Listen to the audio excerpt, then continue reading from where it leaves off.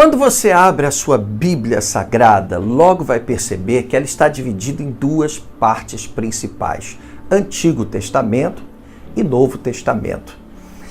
E é um equívoco muito grande, é um erro grave você pegar as duas coisas e misturar como se fossem uma só.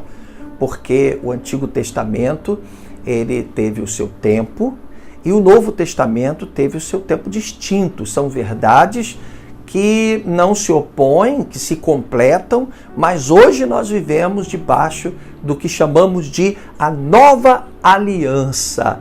Essa aliança foi estabelecida na morte de Jesus na cruz.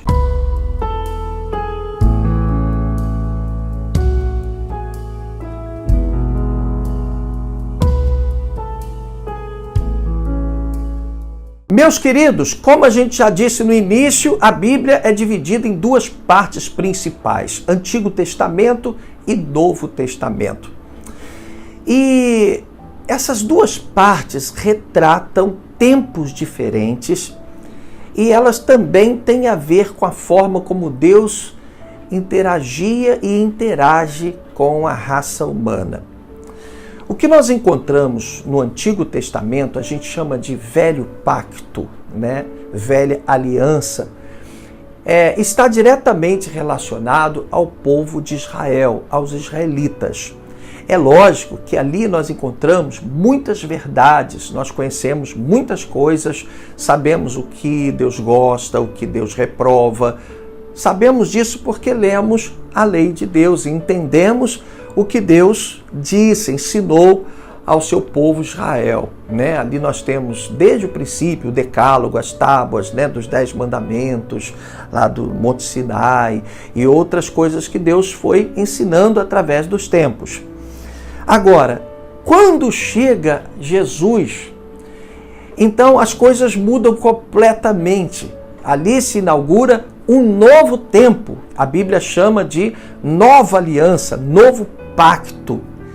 E misturar essas duas coisas tem sido um grande equívoco.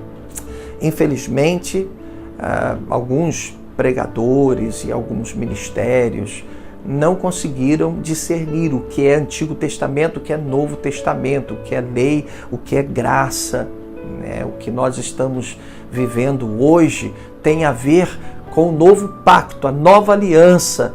Então nós respeitamos o Antigo Testamento? Sim, claro, respeitamos. É uma palavra inspirada por Deus, é Bíblia Sagrada, mas foi escrito num outro tempo para o povo de Israel. A gente tira algumas coisas de lá, a gente conhece o que está no coração de Deus, ali na lei de Deus, né? no que ele passou lá para os israelitas e tal. Mas nós temos hoje os princípios, os valores que abraçamos no Novo Testamento, na nova aliança, no novo pacto, que é, né, a partir da vinda de Jesus para cá, né? E isso é muito importante. Bom, mas vamos fazer o seguinte, vamos entender por que o Velho Testamento é importante para nós. A gente chama de lei, né? O período da lei. O Antigo Testamento é importante para nós. Eu vou citar três verdades aqui. Primeiro, está em Romanos capítulo 7, versículo 7. Eu não teria como saber o que é pecado, a não ser por intermédio da lei. Então eu preciso do Antigo Testamento, porque para saber o que é pecado, eu tenho que conhecer a lei. A lei é estabelecida por Deus exatamente no período do Velho Testamento. Outra verdade que eu quero passar para vocês sobre a lei. Romanos capítulo 5, versículo 20, diz assim: a lei foi instituída para que a transgressão fosse ressaltada. Então, eu leio a lei, eu conheço o Velho Testamento, porque lá a transgressão à lei é ressaltada. Ali eu descubro o que é certo e o que é errado, né?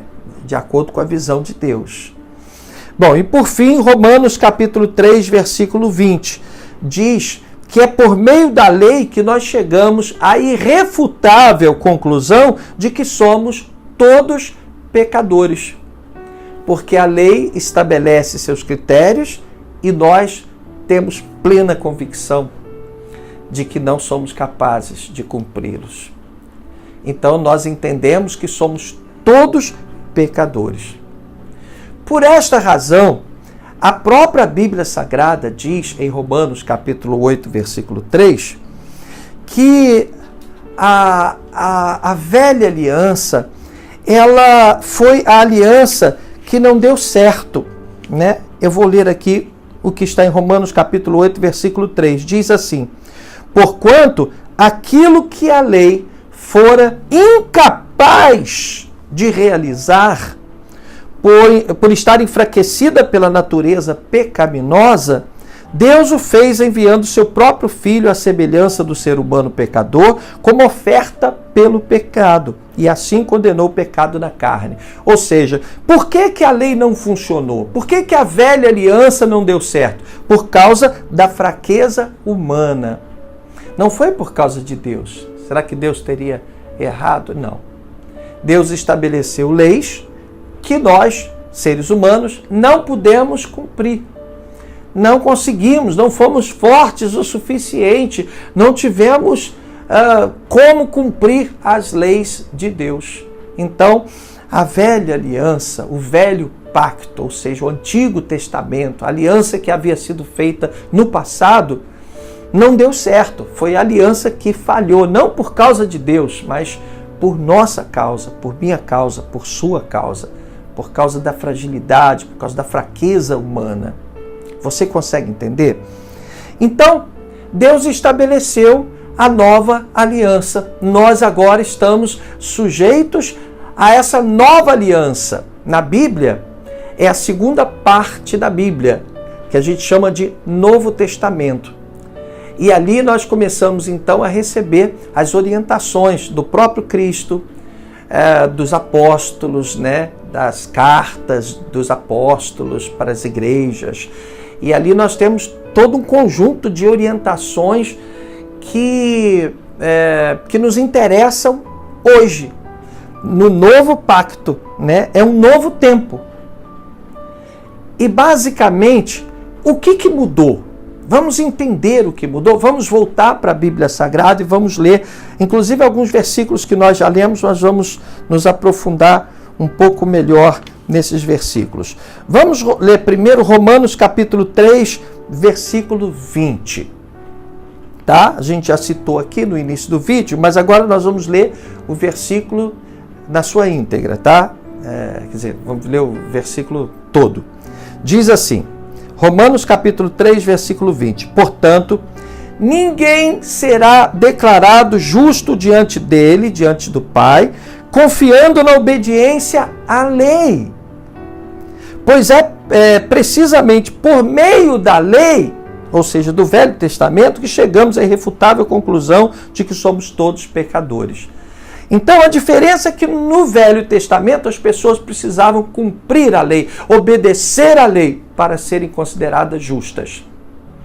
Agora não. No Novo Testamento, a Bíblia diz que ninguém será declarado justo, ou seja, justificado diante de Deus, confiando na obediência à lei, porque ninguém foi capaz de cumprir a lei, né? Ninguém cumpriu a lei de Deus, né?